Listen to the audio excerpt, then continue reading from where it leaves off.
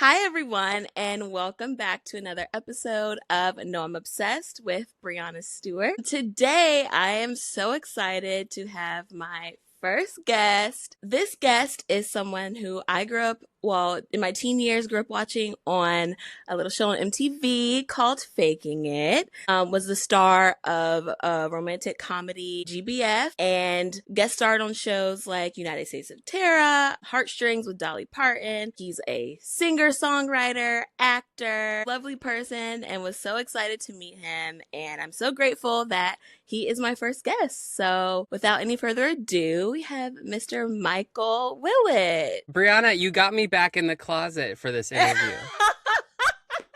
But just for you. Oh my gosh, what an honor. Although I would never want to put you back there. I would never want to do that to you. But I know.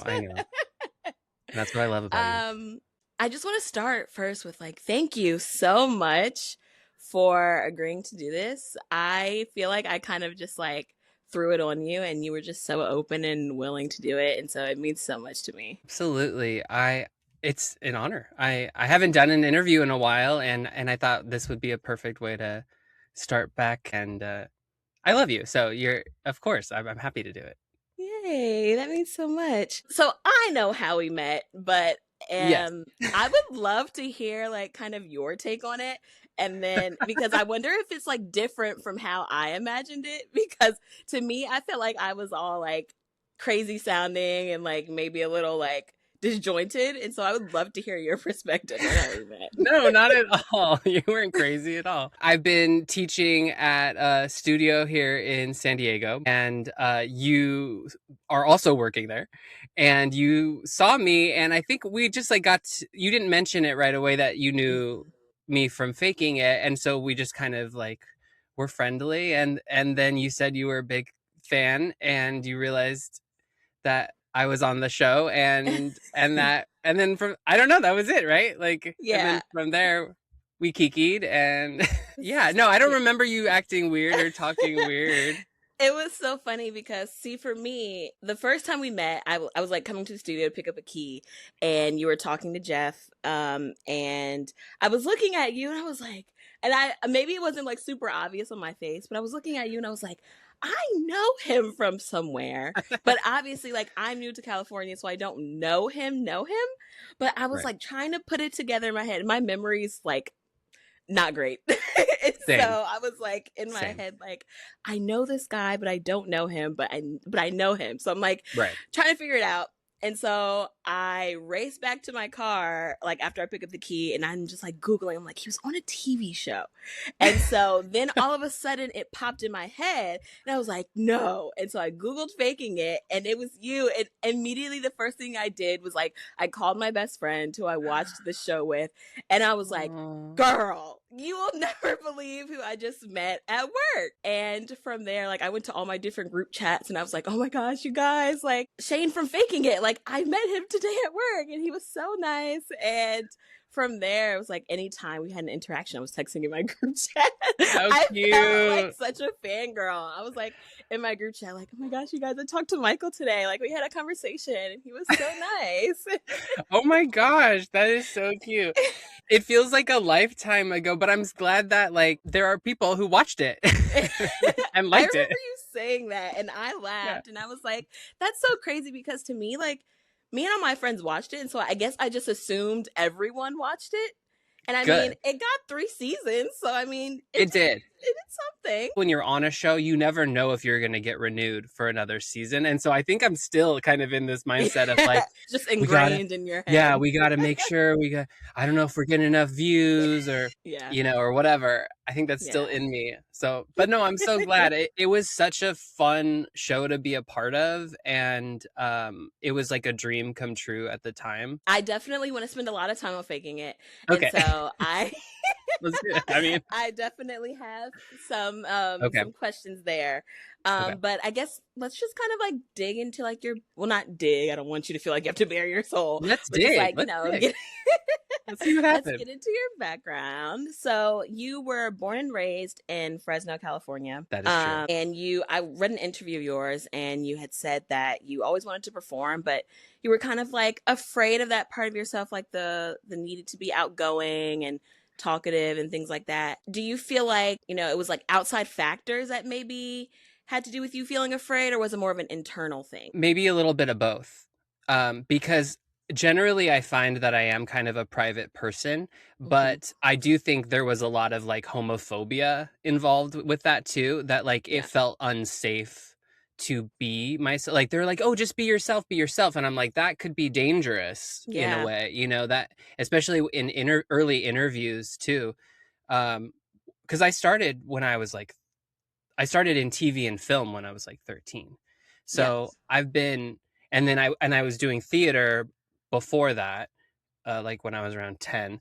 And, Okay. and so going into TV and film and like it was like kind of a different thing. And that was right when I started to kind of like realize I was gay. And so it Hmm. was kind of scary to say, for people to tell me, "Oh, be yourself in interviews," or because I was like, I don't know that that's like the best thing. And Yeah. anyway, so I do think it's like a combination of like my proclivities toward privacy plus like kind of, speaking of being in the closet, or just wanting to protect myself a little about. I was like, I don't know how much to say, Yeah. and I don't know, and I don't necessarily consider myself super extroverted, but I can be in I feel certain, that. Yeah. yeah, like I can be in certain situations, but generally I'm kind of introverted. So I think it's Yeah. a little bit of all of that. And I think also like you you started as a teen, and that's also like the age where not only are you like, you're dealing with, trying to navigate your sexuality and things like that, but like you also are dealing with like hormones and just like everything else that goes into being a teenager. So it's like that's a lot. It makes sense Yeah. to want to just like kind of not Yeah. clam up, but kind of like just go more inside yourself and just protect Yeah. yourself. And yeah, that Because I'm makes a lot like, of sense. I'm still figuring out who I am. It's hard to even comment on. And I remember too, there were people like I was around, like even like other child actors Mhm. who were much more like outgoing and kind of vulnerable, like they were willing to talk about themselves. And I remember Yeah. not like understanding how to do that. Like I remember like kind of just I would stare at them and go like, how do they, and they were the ones getting all the Yeah. jobs. Like they were really, because they were getting Nickelodeon, they were getting Disney, because they Hmm. were like outgoing, and I felt a little reserved. Yeah. So it's taken me time to kind of figure out how to be that way, or to be more like exposed and be comfortable with that. And I think I'm still learning in a lot of ways. Aren't we all? We change so much throughout our life. It's like constantly Right. trying to get to know yourself all over again. I feel like that is something to this day I'm still just like, it's like I just changed so much. I'm like trying to keep up with myself.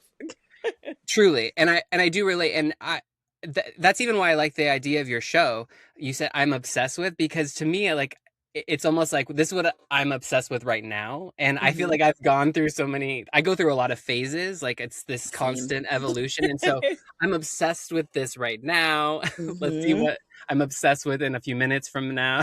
Exactly. Exactly. So you eventually land your first few TV roles as a teen. You were in Joan of Arcadia, Without a Trace. How did those roles go? I did You did your my research. research. I You did really my did. You research. did it.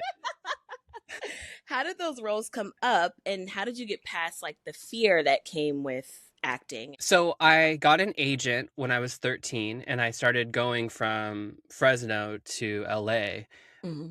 kind of like a couple times a week depending on the season. Wow. Um Great yeah, parents.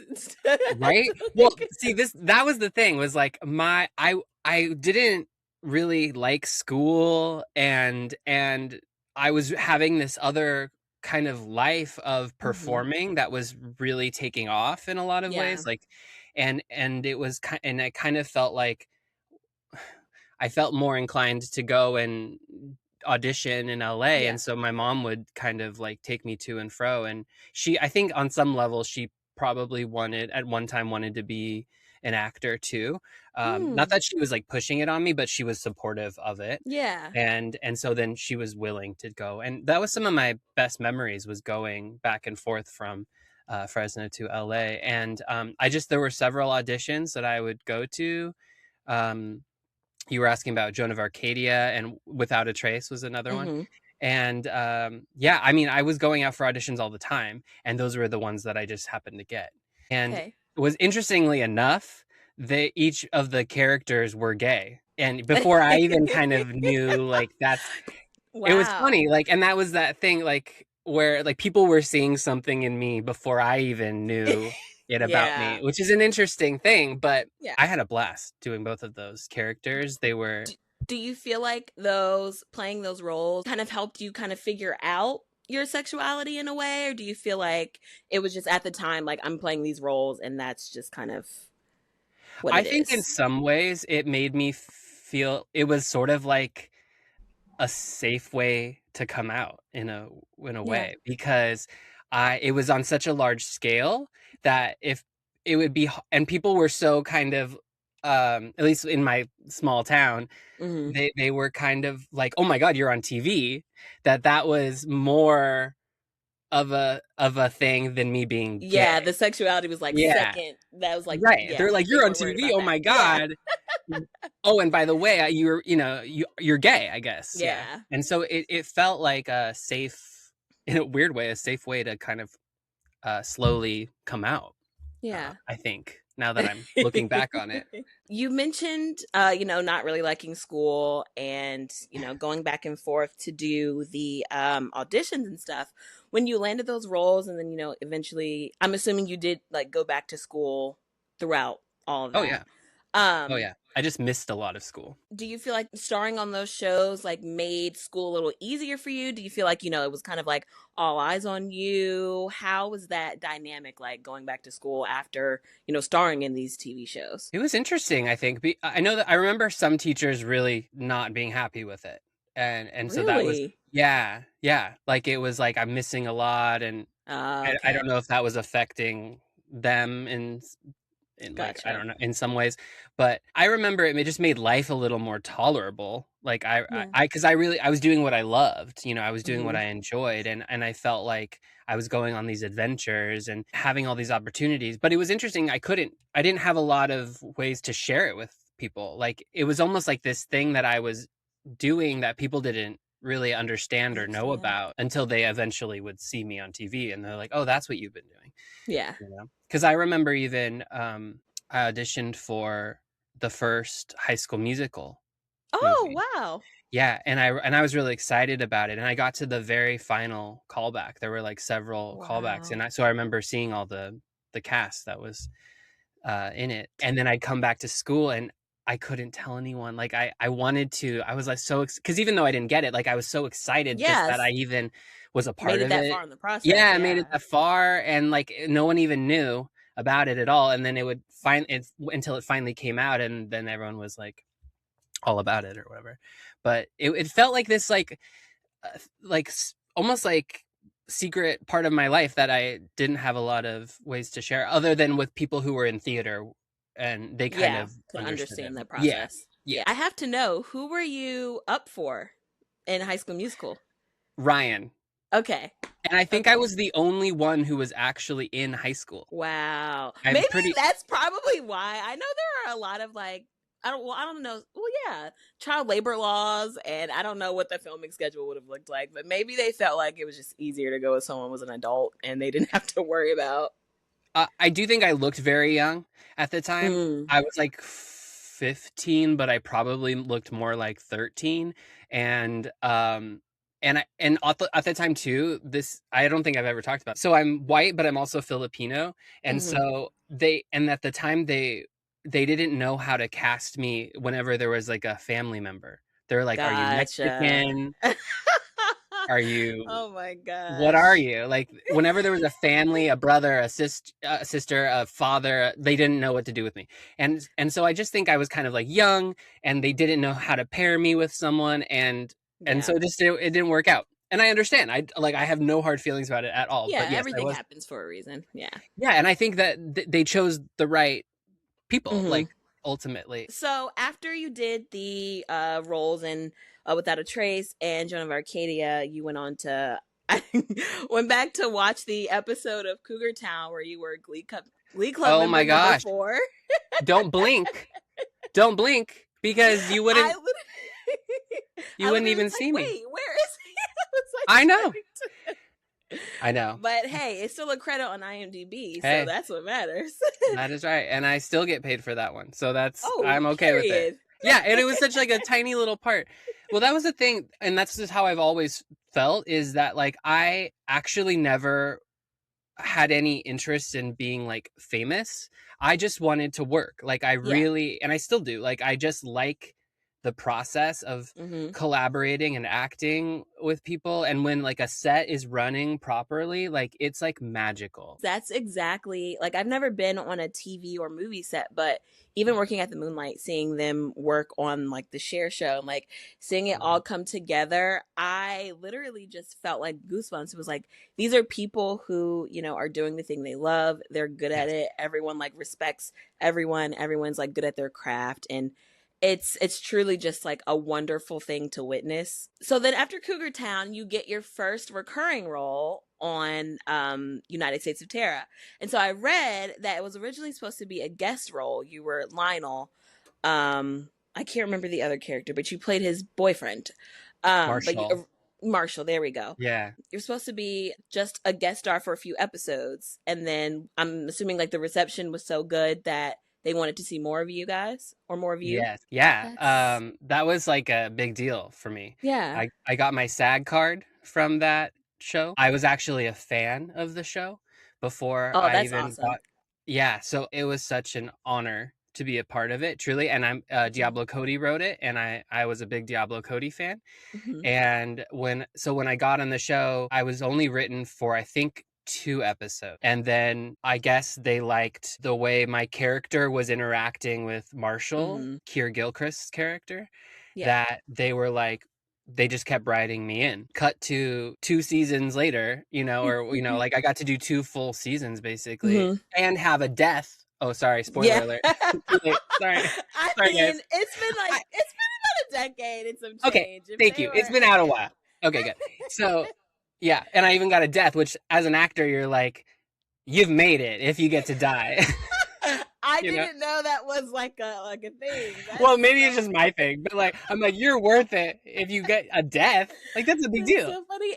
And Marshall like remembered your character. Like there was a whole scene where he's like watching home Yes, videos of you guys, and he's like just in his basement like crying. right. Like I'm like, I did something, especially when I was like only supposed to be on for a couple episodes. So, and I yeah, got to meet so many amazing actors and work with yeah. them. Viola Davis, I got to Yeah, meet and hang out with that's for a little. so awesome.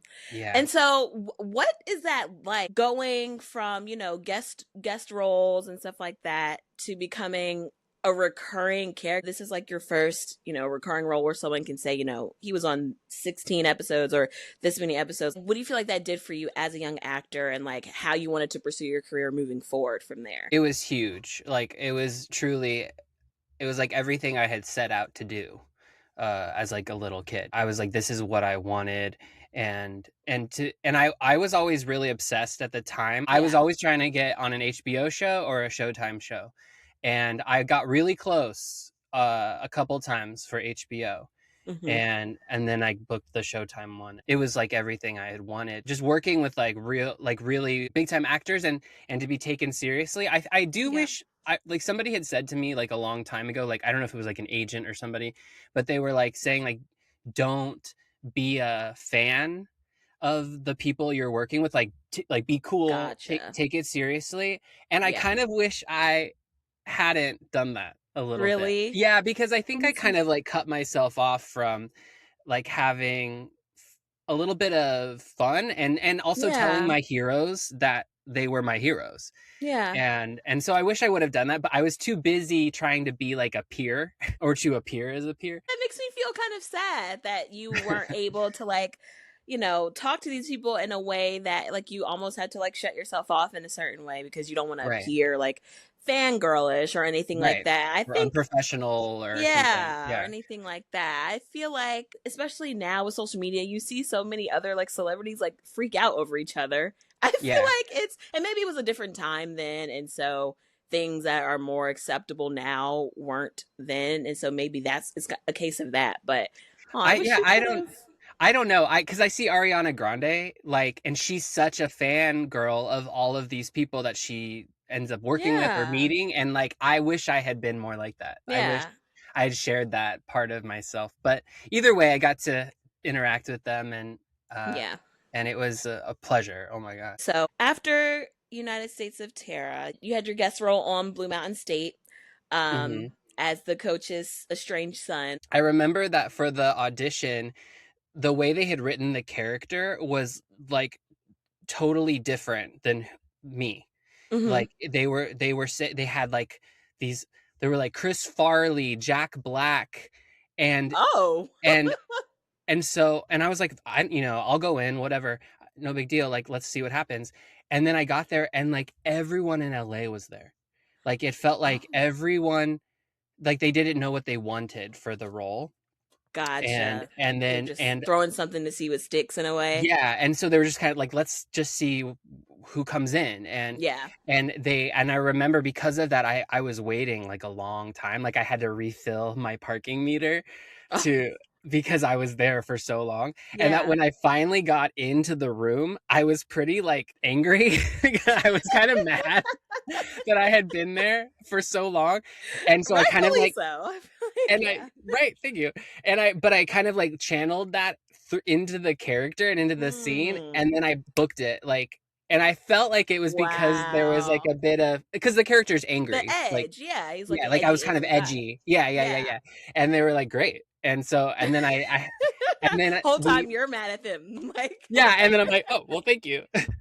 and and then I remember they were like, we're gonna need you in Montreal on Saturday, or like it was like such a oh, quick quick turnaround. turnaround. Yeah. Yeah, and I had never been to Montreal, or Canada, which was so fun. Yeah. And then I got to fly on the plane with Denise Richards, which was so fun, who played my Ooh. mom. Yeah. I How remember cool she is was that? sitting next to some stranger who was a little starry-eyed, and I remember like that he was sitting next to her, and I just remember I was like, "Hey, Denise, like I'm gonna play your Your son," and she was son. like, Yeah. "Oh my god!" And then she asked the guy, she's like, "Do you mind switching?"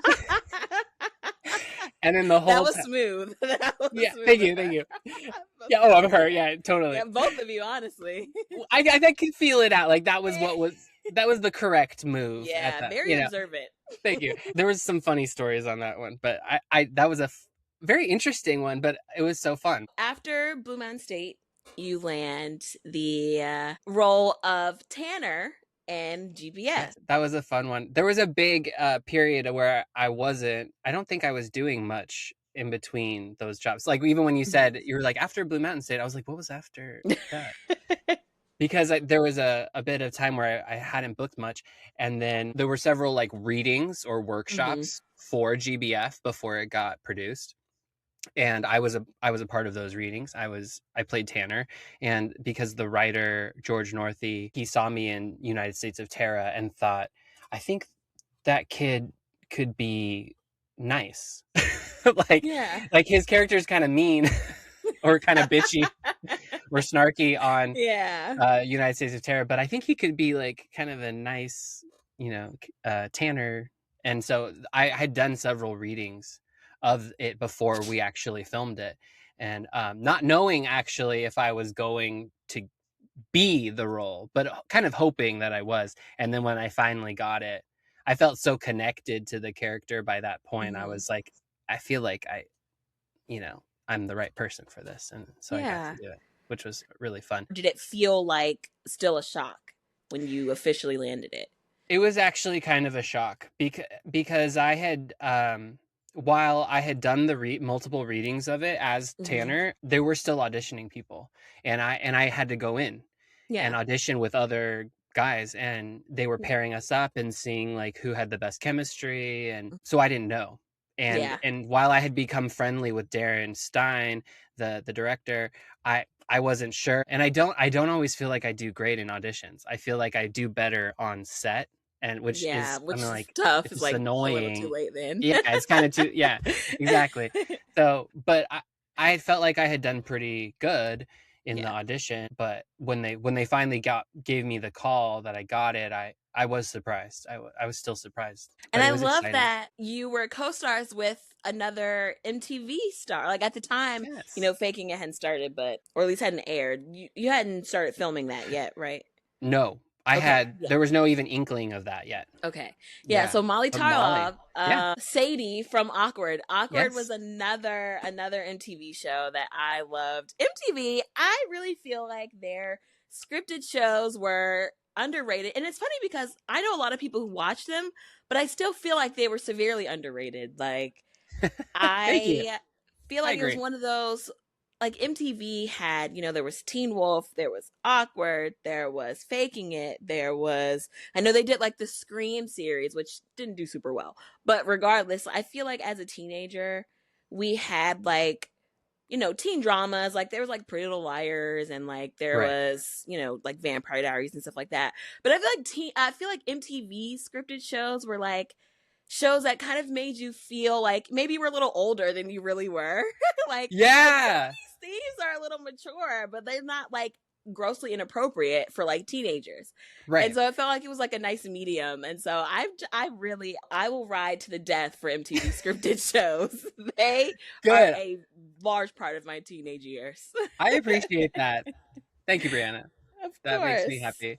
No, I do think that was kind of the way you described it was perfect. Was it's like it was kind of edgy for Yeah. teenagers, but or young people, but it was also for them. So, Hmm. but not in like a grotesque or Yeah. explicit way. Now, before we move on to faking it, I remember reading an article about GBF, and when it started as like a festival release and then, eventually got a theatrical release. And I read an article about how it got the R rating, the MPAA rating, and how, like devastating that was for you guys because, the fact that now audiences that it could have been for, may not be able to see that. Do you feel like that tuned your perspective on like the roles that you take in any way? Well, I don't know about whether or not it affected like the roles I wanted to do, but I did feel like it was incredibly uh like homophobic Yeah. to say the least, because it was it was a teen movie. Yeah. We talked a lot about sex, but there was none in it. Yeah. And plenty of PG-13 movies did. So, So the yeah. only thing that made sense, like why they would give it an R rating, was because it was gay. Yeah. And the other thing about it was we weren't playing. We were normalizing a gay character, and that Yeah. was what made it controversial. Yeah. Was It was, yeah, 2013. yeah. At that point gay marriage hadn't even been legalized. So, Or like, if it did, it had like just happened no, or I think it was something. legalized in 2015. Are you So, it hadn't serious? even, Oh yeah. wow, It's definitely a lot later than I thought for sure. Cuz when I was wow, like when I was like writing my questions about faking it, I was like, "Wait a minute. Like what is the like timeline in regards to like, gay yeah. marriage being legalized and faking it because faking it was very like they talked about a lot of topics that even shows now I feel like are not bold enough to talk about. And so Oh wow. I really wanted to. I do feel like if GBF came out today, it would not get an R rating. Yeah. I don't. It doesn't deserve to really. When Yeah. you like watch it and you go like maybe there like I said we talk about sex a lot, Yeah. but we're not like I was watching some other movie uh and it was like a teen movie and they were Mhm. saying all kinds Yeah. of stuff and and it was only PG-13. So I it does feel like an unfair thing that happened, and I don't have the numbers to the data to Mhm. confirm whether or not it actually affected it, like who saw the movie. But Yeah. in theoretically, the way It would make MPA, sense that it it would would. make sense that Yeah. there was a portion of our audience that it was designed for that didn't get to see it because of that. Yeah. And so then I think maybe to answer your question, that when I did finally do faking it, it felt like I was kind of continuing on, the torch Mhm. of and and I think there was a part of me that was a bit of an activist that where I did feel like I wanted to create more visibility for people like me. So, GBF comes out, Yeah. and that's 2013. And then 2014 comes Faking It. How did Wait, it was you? that soon after? It was Yeah, it that? was a year later. Yep. Oh, wow. Okay, Yeah, cool. the other Jeff. day. Yeah. Yes. Sorry, I guess I should say that. It's okay. Like, It's okay. Just I'm for the assuming audience. like everyone just knows who Jeff is. Yeah. Our neighborhood Jeff.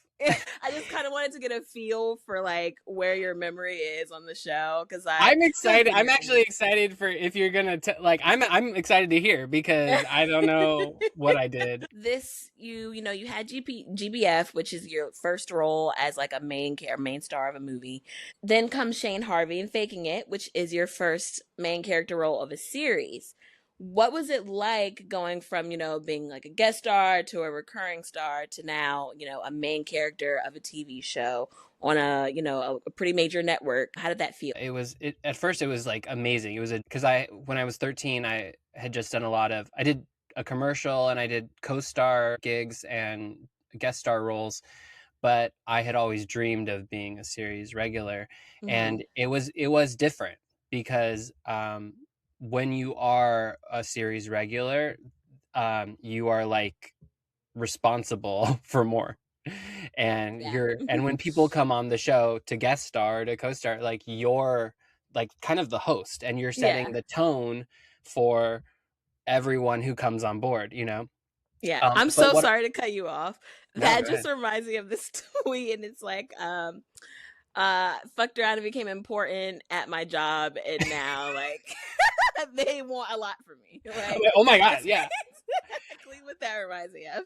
Yeah, I went too hard and now I have so many expectations.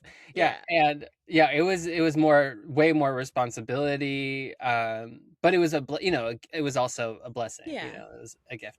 But it was it was different than being a guest star. But I yeah. loved it. I also loved it, and it was a show that I felt like was saying something important, but in a way that was just fun and Fun. entertaining. Did you ever like experience any? I don't know if we were using this term back then, but like looking back on it now, did you ever experience any like imposter syndrome, like going from these co-starring or like Oh, yeah. guest starring roles to now you're like, the face of a show and like you were saying you have more responsibilities. Did you ever deal with that feeling like, oh, like what if I'm not good enough for this? Like what if they made a mistake casting me? Yeah, I so even when I auditioned, I remember feeling like kind of confident, but then I remember Carter Covington was the showrunner of Mm. Faking It. He pulled me out of the room and was like, "Are you okay?" Like, Oh, and he I could was like, sense "Yeah, I'm it. fine." But like he could tell that I was nervous, and it was Yeah. probably because I cared. Yeah.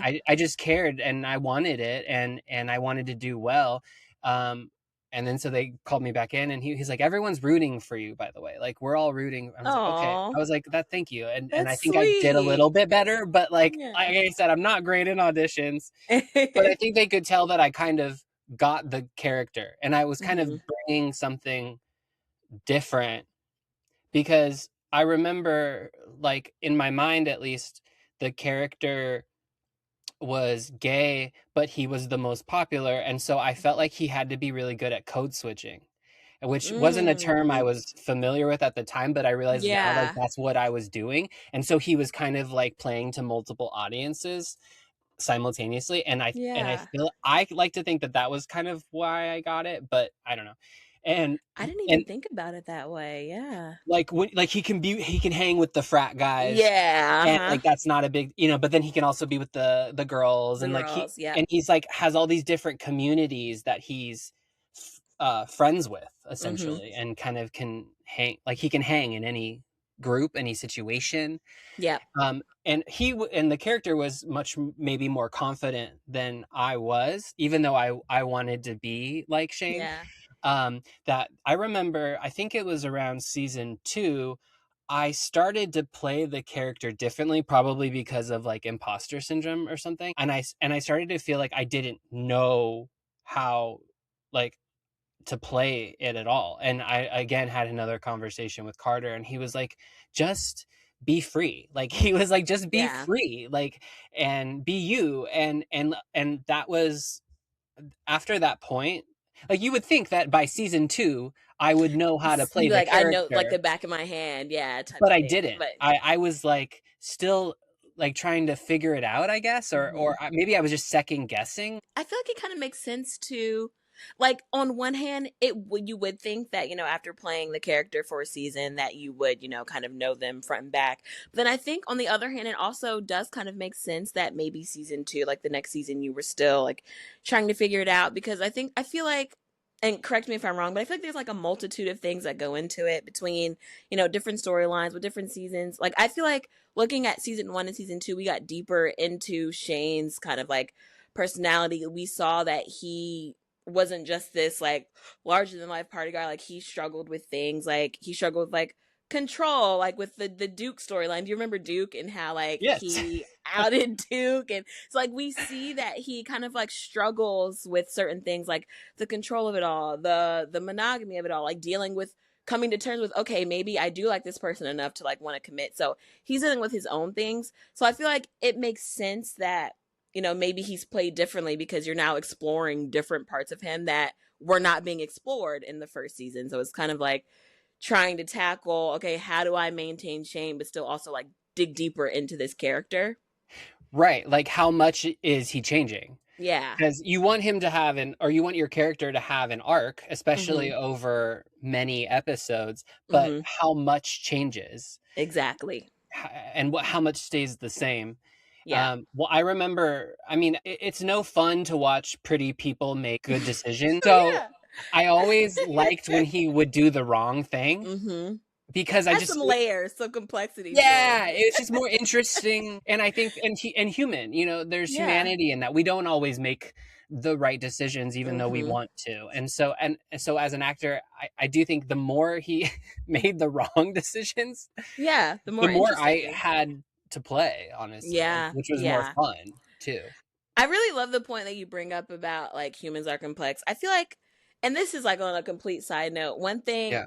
I am like on like Euphoria Twitter, and I don't know if Okay. you, oh my gosh, the way people act about Euphoria, I feel like yes, obviously like there are its own problems in the show or whatever, but people get, and not even just Euphoria, I feel like TV as a whole now, people get offended when characters do the wrong things. And I'm like, this is kind of the point of TV. Like you're teaching lessons. Like these Yes. characters have to like make mistakes and do not great things so they can learn from them and so they can be better in the end of it all. I just, Exactly. so that's exactly what that point made me think of, and I wish we could like get back to a point in TV where people are like, characters are allowed to like maybe not be great people. Exactly, exactly. And it's funny you mentioned Euphoria because I was kind of thinking about like Euphoria is much edgier than Faking It ever Yeah. was, but they're also getting criticized for the same thing that we. Mhm. So at the time we were getting criticized for that. We were like, Yeah. but they're not doing this, and you're not supposed to say that, and da da da da. And Yeah. I'm like, that's the point. Yeah, it's Like, almost like that's what art is about. yeah, like there's like conflict, which is the nature of Literally. storytelling, and then resolution. Yeah. Imagine if So all of your characters are just good people. Like, what are we watching this how for? boring. Yeah. So Exactly. boring. No, I don't want to do that. And Yeah. and I wonder sometimes if you are an underrepresented character or like like we don't have many at the time, maybe there weren't as Yeah. many trans or intersex Yeah. or So they gay need to be characters. perfect. So Yeah. there's more, yeah, Yeah. there's more expectation or put on them, and I actually was in always in the camp of like, no, we need to be Yeah. like everyone in the sense that we're imperfect like everyone. Exactly. Yeah, I think in a way that does like less for the gay Right. community or like whatever underrepresented Yeah, community you're whatever. representing, Mhm. because it's painting them as like this perfect person. Right, And I think regardless there's going to be people that are going to be upset, and there's nothing that we can really do about that. So, but yeah, I think right. overall I agree. I think there is more room now to play with that. Shane was a lot different from Tanner, like complete opposite of Tanner. And Yes. he was even different in some ways from Lionel and United States of Terra. Yeah. What was your approach to him versus the other characters that you played? I think he's definitely more outgoing. I think if I remember, I mean, I don't see, you'll have to remind me, but I never wanted to be bitchy. Yeah, he wasn't. He definitely was not. Okay, good. But I remember like I didn't want him to be bitchy, and that was kind of a big deal for me. Mhm. And I remember I just wanted him to feel like I think I sort of touched on this a little bit, that he could float in Mm-hmm. any situation, in any social Yeah. group. He kind of feels And like he could be like me as a viewer, like he could be my best friend. He could be, like anyone's best friend. Yeah. yeah. And so I think I approached him, I was trying to think about that. I think that was my biggest thing, was like he's a chameleon, Yeah. and he's like everyone, kind of who everyone would want to be, you know. I think that Lionel had a dark side, Mm-hmm. and maybe Shane does in his own way, but he's primarily very lighthearted, Yeah. very confident, and self-assured.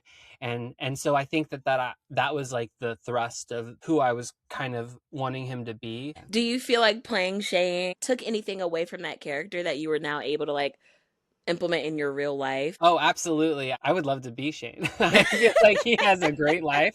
I feel like, you know, we may not, like, no matter what would happen, he would like figure out how to like deal with it. Yeah. And I wish I was more like that. Yeah.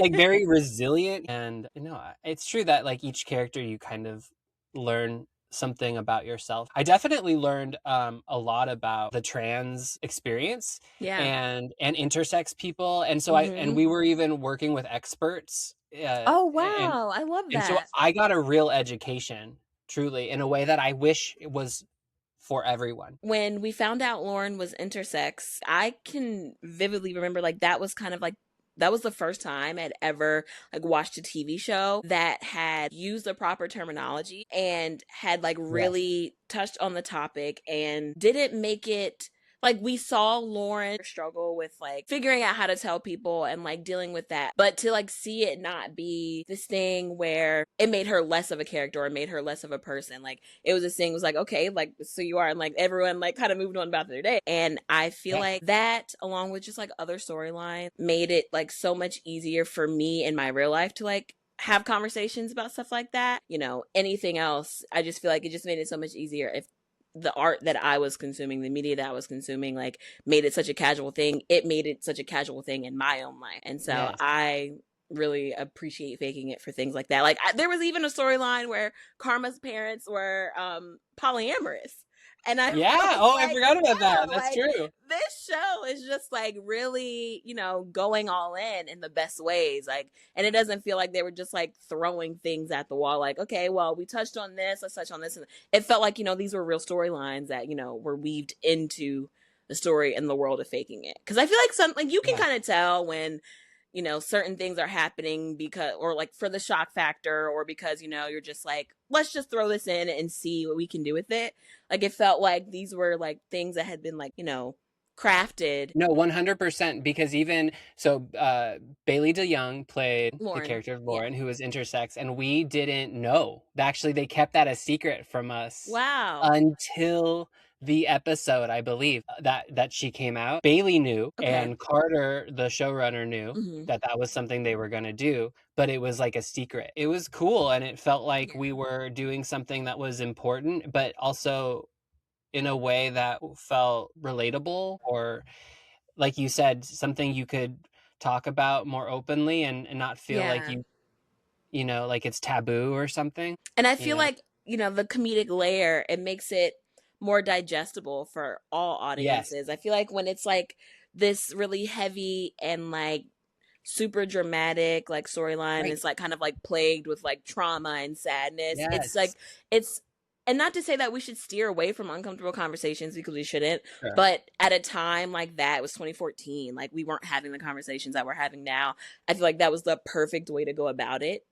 I'm And so glad. so yeah. And kind of to what we were talking about earlier, comedy for me is a vessel Yeah. for a lot of different, maybe uncomfortable conversations, but it's like where we can all meet and feel okay about it. Like we can Yeah. laugh, and we can, and this life is silly. Like there's a Yeah. lot of silliness We're going on a on, and floating rock. yeah, Like, yeah. yeah, right? We're floating through space. So I do feel like for me, comedy is a salve, or I think a Mhm. salve is how you pronounce it. But it's like this way of dealing with life, because life is hard, but dealing with things that are in a way that makes us feel okay, and we can all have a laugh. So what was the on-set dynamic like? Your character Shane was really close with Liam and Amy, and then he had like the frenemies kind of relationship with Yeah. Karma, and then Lauren and him butt heads a lot. But I feel like Lauren and Shane had like a love to hate each other and a hate to love each Yes. other type of relationship. What were 100%. like what was the dynamic on set, like off camera? Were you close like with the cast? Yeah, we loved each other. We felt like we were on this ride together, Yeah. and we were also grateful. I remember that, like, I think Greg and I, oh, and Bailey had the most experience Mm. with like acting in TV and film, and Katie and Rita were relatively new. So I do remember feeling like there was a bit of a, like, we were taking them Yeah, take them along. under your wing and Yeah, and being like, this yeah. is kind of what we do, and this is what it's like. But everyone was so lovely. Rita and I are very close. Oh, I love that. We always, I don't know, like, I remember seeing memes at the time showing like that we were like yin and yang, like, and we were kind of in a lot of Yeah. ways. And I love Greg. Greg is such a sweet guy. And Katie and I have also actually, we were also very close, but we kind of got closer when we did, because she was in Heartstrings, Heartstrings, yeah. Dolly Parton's Heartstrings, and which was such a fun reunion. And I just remember, and I love Bailey. Bailey and I are both Virgos. Ooh, So we both kind of, I had to come to terms with this not too long ago. tell I me. do believe Virgos may be the best Look, and we'll be the astrological first to sign. tell you, okay? We'll be the first to tell you. Like the amount of just like iconic people that are Virgos, like it's just Beyonce? hard to. That right there sells it all. Like, Do I have to say any more? Like, come on. Sorry, I'm sweating. It's like warm in I here. mean, come on. Hello. See? Queen Virgo. But So yeah, sorry. so we had a similar way of working, Bailey and I. She has a theater background, and I do, of course, as well. And so I remember loving our scenes together. Like, we loved battling each other. Like, anytime we got to like fight, that was so fun. And they would like, and I remember we would find, I'd love to rewatch it again, because sometimes we would find things in the moment that, like, either blocking or things that we kind of created ourselves, because we're both dancers too. Yeah. Or like we both have dance backgrounds. And so we would find things that were almost like choreography. And I think we were actually, and there were times we were actually doing choreography. Let me tell you, it was so hard to find Faking It online. It's not on any streaming services. It used to be on Paramount Plus. I don't know if like the licensing expired or anything like that, but I had to like go and buy every season. So oh my God, you better get a residual check from that. From me. Thank you. I hope but, so. No, that's where did you end up watching it? I bought it from Fandango at home. Fandango. It was okay, like cool. a virtual, the app. It is hard. I don't know why they made it so difficult to find online. That's where too, I think I'm sometimes surprised that people have seen it, because I'm like, it's hard to find. Yeah. Now. Yeah, but like I said, it used to be on Paramount. I know Paramount used to have like all of the old MTV scripted shows, and then randomly, cool. like one day, it was just like not there. I wish it was more available. And so wait, when you rewatched it though, and I kind of wanted to pick your brain, how did it hold up? Like, was it what you remembered? Was it better, worse, the same? It was what I remembered. I do feel like the last season, so season 3, I didn't really remember too much of that, and so that was kind of like watching it for the first time. Season 3 was, but seasons 1 and 2, I feel like it still hold. I feel like season 1 is the best season, only because I wanted Karma and Amy to get together so bad, and it was like by season 2 we knew that it was just not going to happen, and it was just like now I just feel like then we would get moments where like maybe there was like maybe Karma feels something, maybe not.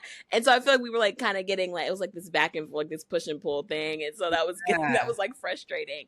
But I mean, it was funny. It was hilarious seeing like the fashions from 2014. Oh no. Oh no. There's like, that's probably the thing that didn't age very well as There's the this one fashions. episode where you have Oh this gosh. outfit on, and it's like this like jersey numbered top, and then like a blue and orange cheetah print jacket, like blazer jacket.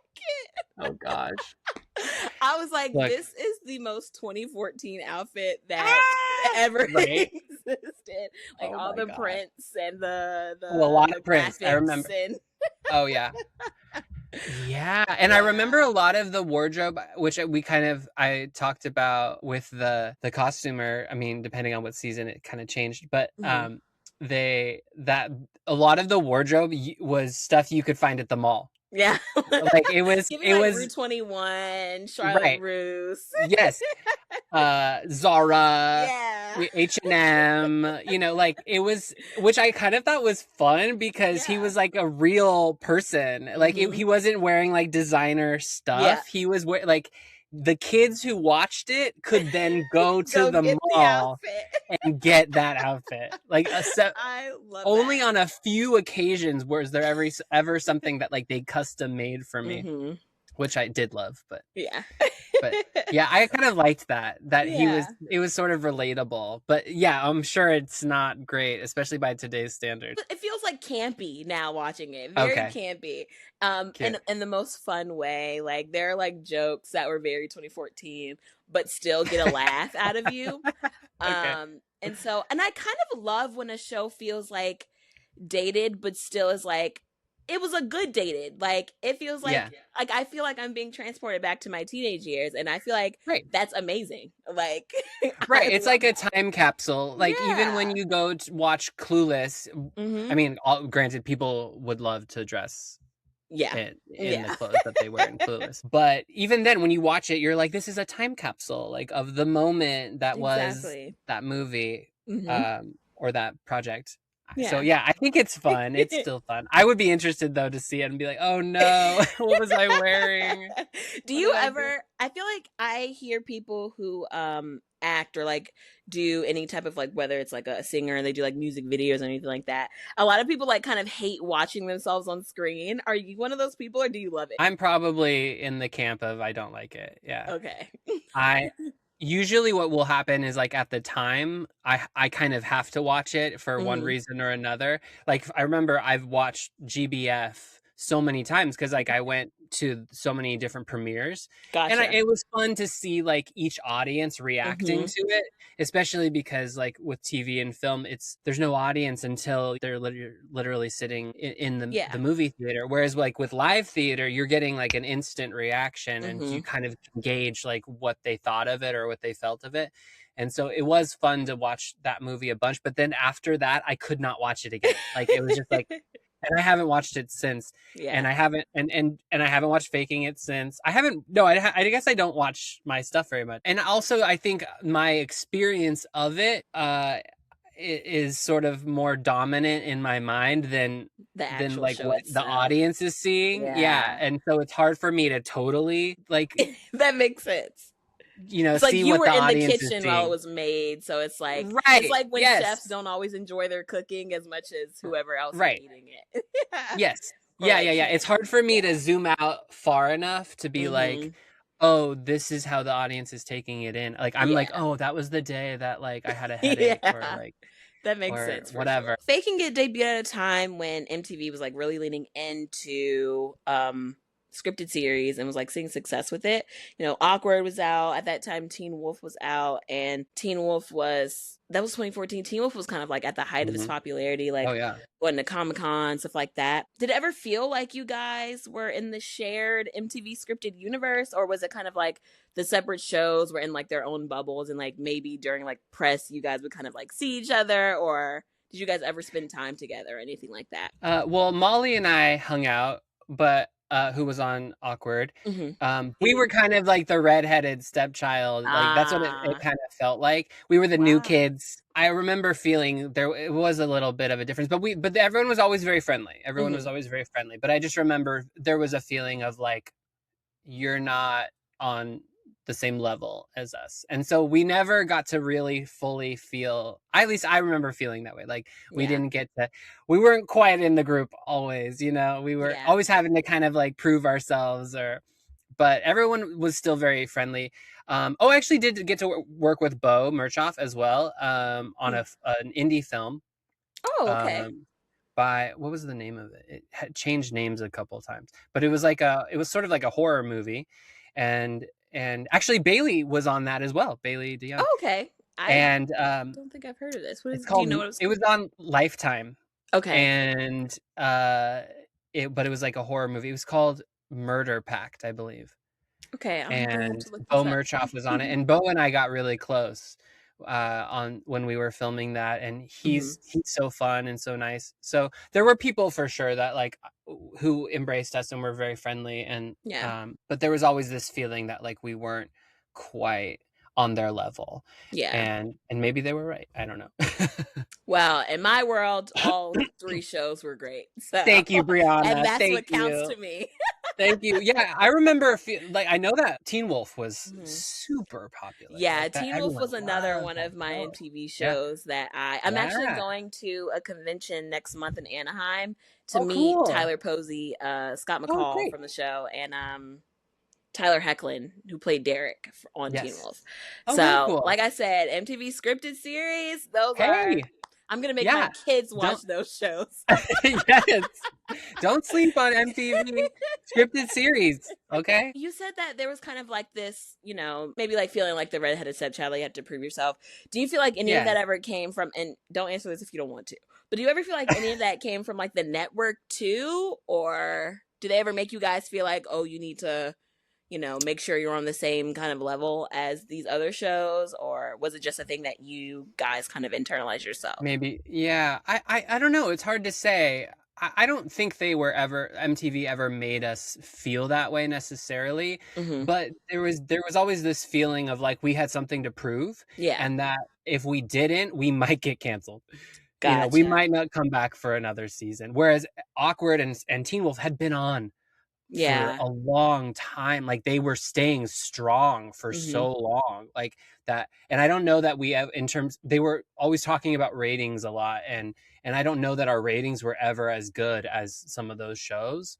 Well, I did But read that the I year don't know. Faking It came out, it was like the highest rated like new series on MTV. Because I think there were like three others Oh, that launched like within that same year. I think it was like Finding Carter and Eye Candy. And so Faking It was the highest rated out of those. So okay. Oh, well, good. Well, that makes me feel good. Yeah, I don't know all the stats, so I can't really speak on that, but yeah. that's good to hear. That makes me feel like we always appreciated whoever was tuning in. Yeah. Like we really loved like I felt like the people who were tuning in really loved it. And Absolutely. Yeah. that was kind of all that mattered to me really at the end of the Yeah. day. So I recently just finished Faking It, and season 3 kind of ends on like not a cliffhanger, but you could tell that there were still storylines that they were looking to develop. So I'm assuming that means that you guys didn't know you weren't going to come back for another season. We never knew. I mean, it was always that's just the thing of being on a TV series, I Okay, think in general, gotcha. is like you just don't know. And so they often will have like a cliffhanger that could Mm-hmm. go either way. So it's Yeah, like certain things are wrapped up and then other things maybe aren't they're kind of because left maybe we loose. could keep exploring them. Was there something specifically? Lauren and Liam were like started fake dating because one of the Lisbeths had gotten like famous, and she had like said something to, well, actually they started dating because Theo had like showed up to a Theo. Christmas party with his new girlfriend, and Lauren was Oh, like, why would I be jealous you have a new girlfriend when me and Liam are dating? And so someone takes a picture of them and posts it on Twitter, and it like blows up, and now it's like it becomes a whole thing, and she's just like, we can just keep fake dating.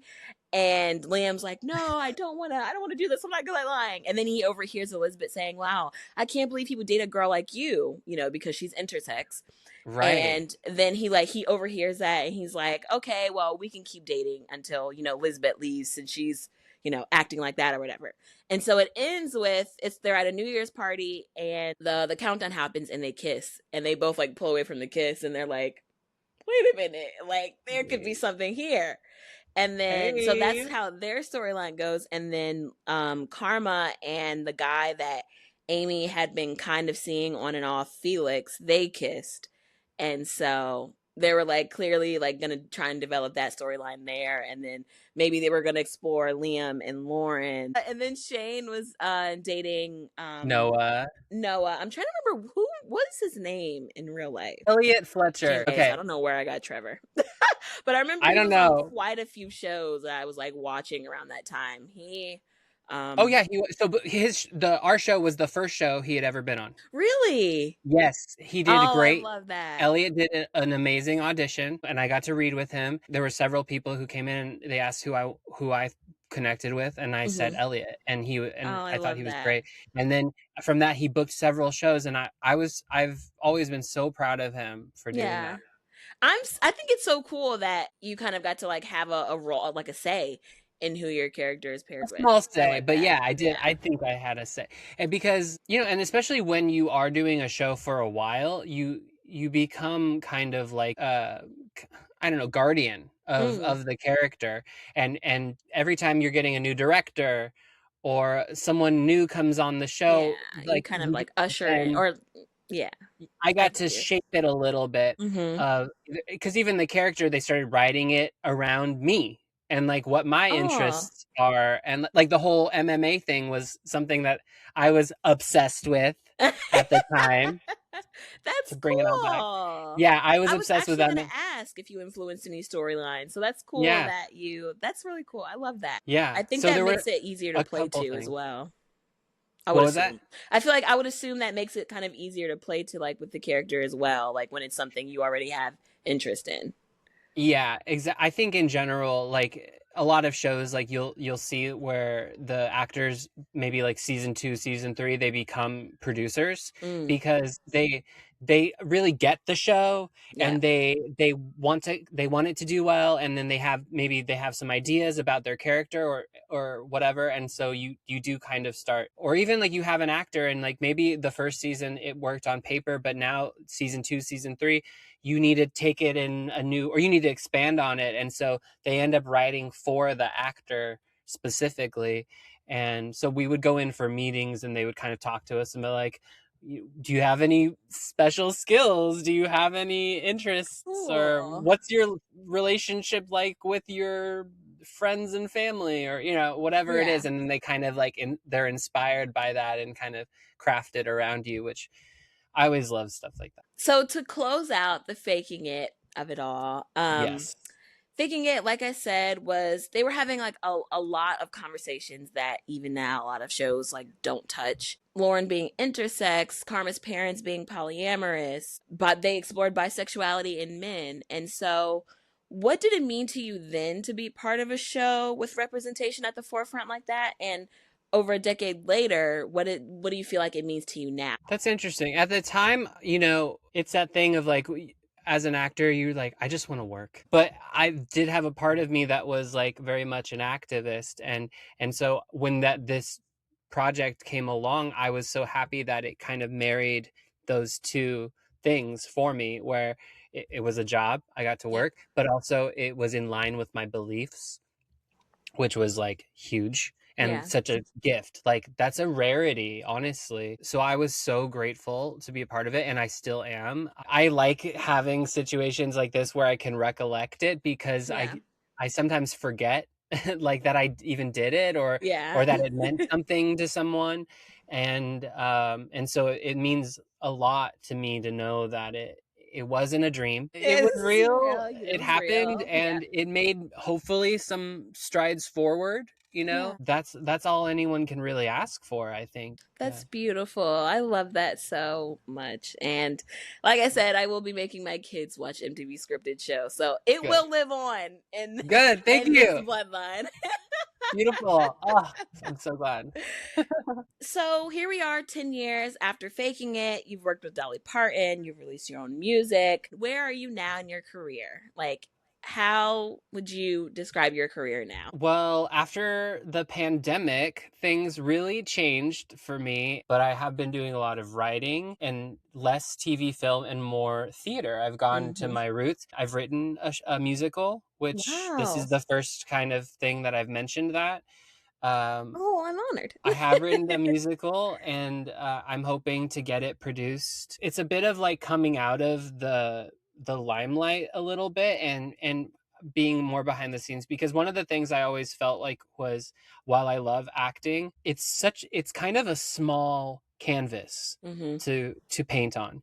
And I remember there was a lot of just kind of like sitting around and waiting Mm. to be for them to say action, and then all I get is between action and cut. So I was like, I have this vast creativity, a lot of things I want to like say and explore. And so I've done a lot of like my songwriting. I've ghost written on a couple of projects Ooh. for Netflix. I just want to be creative. Like Mm-hmm. I feel like I'm just a creative person, and so any way that I can kind of express myself is so fun for me. So I'm in Yeah. sort of like a writing producing phase of my career, which I'm really grateful for, and it's really fun. So yeah, stay tuned. There's a lot I more to come. love that. Yeah, but I am also performing in a new musical. It's Roger Bean is the writer, creator of these jukebox musicals. He's done a lot of them. This new show is Oh. called Don't Touch That Dial, and the character's named Michael.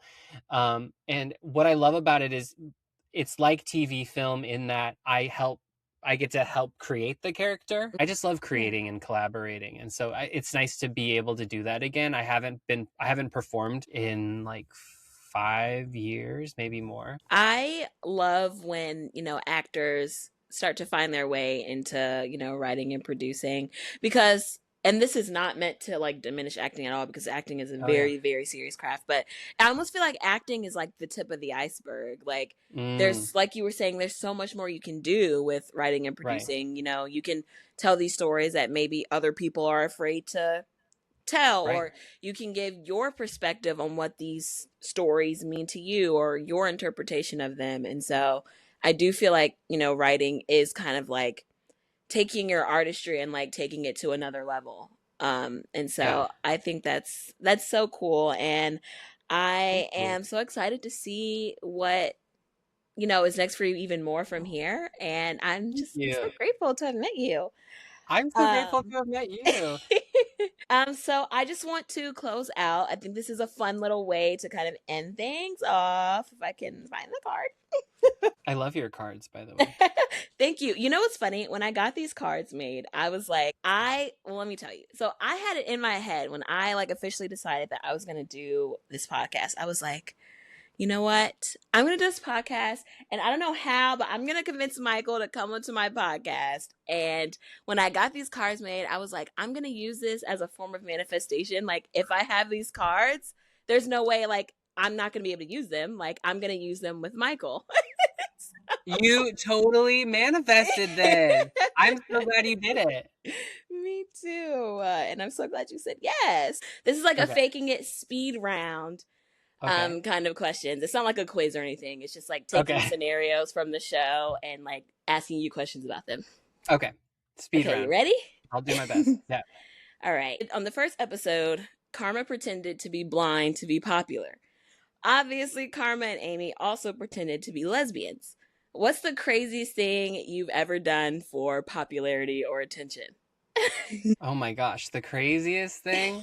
I don't know. I went blonde. You know what? I feel like that's a thing everyone has to go through. Everyone has to go through their blonde phase. It's true. It's true. In the first episode, Shane outs Karma and Amy at a party in order to demonstrate support.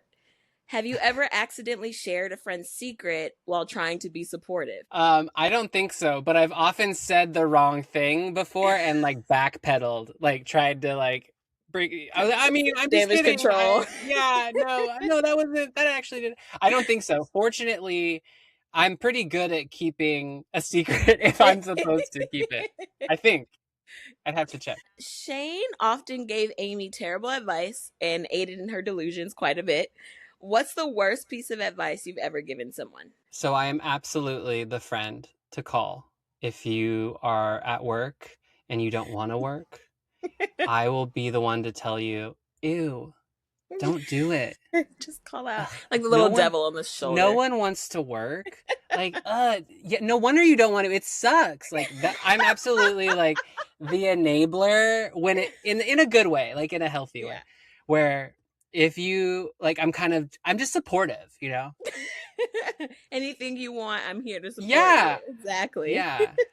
If you're not having a good time with your boyfriend, like if you just got out of a fight, I'm like, fuck him. Dump I don't know if him. yeah, dump him. Ew, yeah. That's me. So I I'm probably give a weak. lot of bad advice, honestly. I'm a bad influence. That's what you have to like. You have to add a little, but that's just me at the But that's end, just me. so they can't blame you. Yeah, that's true. Okay, all of the characters typically came to Shane for guidance and advice. In your real life, are you more of an advice seeker or an advice giver? I think I'm probably more of a giver. I think that's Unfortunate. fair. But I'm not Yeah. but yeah, but like I said, it could be bad advice. I don't know. But I'm definitely giving advice. Okay. I don't know if I'm somebody who should be giving advice, but I do. Hey, what if someone comes to you, they have to take what they get. Yes, absolutely. Out of all of the other teen dramas and comedies that were on MTV at the same time as Faking It, so Teen Wolf, Awkward, the Scream series, which show do you think Shane would have best fit in other than, Faking It? That's a funny question because I just imagined him on Teen Wolf and like it just being ridiculous. Just so ridiculous. Oh But gosh. I think Awkward probably would be the easiest Yeah. transition to in terms of like tone and character. Yeah. But it would Honestly, be funny to though, see him on Teen Wolf. yeah, I'm thinking like it would have been funny to see his dynamic with Styles, who was so like sarcastic and like very suspicious of people. I feel like, and Shane was very friendly with everyone. I feel like they would have bumped heads. Shane and Probably, Styles yes. bumped heads. And I think that he probably would have been like turned on by everyone. Like he's like, oh, Yes, all these absolutely. wolves. Look at all of these. Oh my god. Funny. I kind of want to see it now. Oh, we need to call MTV. Yeah, we need right to tell now. them. We need a reboot, a revamp. Okay, my last question. Shane was the resident secret keeper throughout the show, although he wasn't always good at it. Would you say that you are good at keeping secret? It's hard to say because if it's someone else's secret, then I'm pretty good at keeping it a secret. Mhm. But if it's like I'm planning a birthday party or even just a present, I'm so bad at it. I can't help but like hint. Do you want to see this gift I got you? I'm like, oh my gosh, you're gonna be so excited. That is You're gonna so love me. this. And they're like, what? And I'm like, sorry, I'm really I can't bad tell at you. keeping Yeah. secrets, but I bought you a present and you're gonna love Yeah. it. And here it That's is. It's so not even your me. birthday. So, that would be me. Well, that was all of my speed round questions. Okay, cool. Thank you so much for joining me here. Thank you for being my first guest. It's Oh my honestly an gosh. honor. The honor is all mine. I actually have a question for you. Okay. What are you obsessed with right now? You.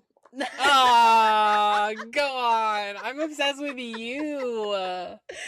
No, but seriously, like the moment you agreed to do it, like I said, I ran to my group chat and I was just like, you guys, and it was like I couldn't say exactly because I've been in this era where I'm like, I want to stop saying things I'm going to do before I do them. And I kind of just want to like announce it when it's like either really close to being put into play or it already is. And so while I was in the planning process of the podcast, I was like, I don't want to tell my friends about this because sometimes I have a habit of like starting something and then talking myself out of it. So I was like, I want to make sure that I'm like Sure. fully ready for this. And so when you agreed, I was like, I think like a day or two away from recording my first episodes. And so I was like, you know what? I'm not ready to tell them yet. So I was just like, you guys, I cannot wait to tell you what I've been working on because I have something happening for it that's so exciting. And I Oh just my can't wait to share gosh. with you guys. And so when I finally was ready to tell them, like I told them about it and it was just like so exciting. And I've been consuming all of your content, like all of your like movies and TV and stuff like that. So yeah, I'm in my Michael J. Willett era right now. Oh my gosh, I feel honored. Truly. No, Brianna, you deserve all the success in the world. And you are such a lovable person. Like it was only seconds, that I met you and fell in love with you. So No, the honor is all mine. I'm so happy to have had this time with you and for you to take me through my own life. Well, I'm so glad. I hope this was fun for you. I hope it It was a was good so fun. time. It was so much And fun. so yeah, thank you so much. All right, talk later. Bye. Okay, y'all. Did that go as well as I feel like it went? Because, like I said, I can be a bit delusional, but I feel like that went really well. The conversation was flowing. I didn't even realize we had been talking for almost 2 hours. And so hopefully he didn't feel like, hopefully Michael did not feel like we were talking for 2 hours, because there's nothing worse than when you're really into a conversation and then the person on the other end of the conversation is like, dear fucking Lord. So hopefully, it went as well for him as I feel like it went for me. I hope he enjoyed. I hope y'all enjoyed. I hope it was just a big club of enjoyment, because I really enjoyed that. If you would have told high school Brianna that she would have been interviewing Shane from Faking It, she probably would have believed you, actually. But I am just gagged. Like, I'm actually like gagged right now. Like, I this is wild to me. I am so gagged. He was so nice, so fun. I feel like that was such a good time. And if you didn't enjoy, well, you suck. Okay. No, but I hope y'all enjoyed. Like I said in the last episode, there are talks for a next guest. We haven't settled on a date yet. And so hopefully we can get that narrowed down soon. And I do want to bring on as many guests as I can, without, turning this into just like an interview style show, because this is a show for me, but I want to make sure I'm interviewing people that are aligned with either current or past obsessions that I've had. And so, it's perfect that my first guest was someone I was obsessed with and like a show I was obsessed with when I was in high school. So, it all worked out perfectly. I'm just genuinely so excited for what this show already is, and, the leaps and bounds that I know it will make, whatever. And I'm excited for you guys to be along with me. And so, thank you guys for tuning in. Follow me, the show, on all socials, all platforms, Instagram, TikToks, not Twitter. We're not there yet. I don't know if we ever will be there. So, Instagram and TikTok, okay? And we'll probably find ourselves on Facebook at some point. But Instagram and TikTok, the major socials. Yeah, follow, rate, leave a review, subscribe, engage, all of the things. I will see you guys next time.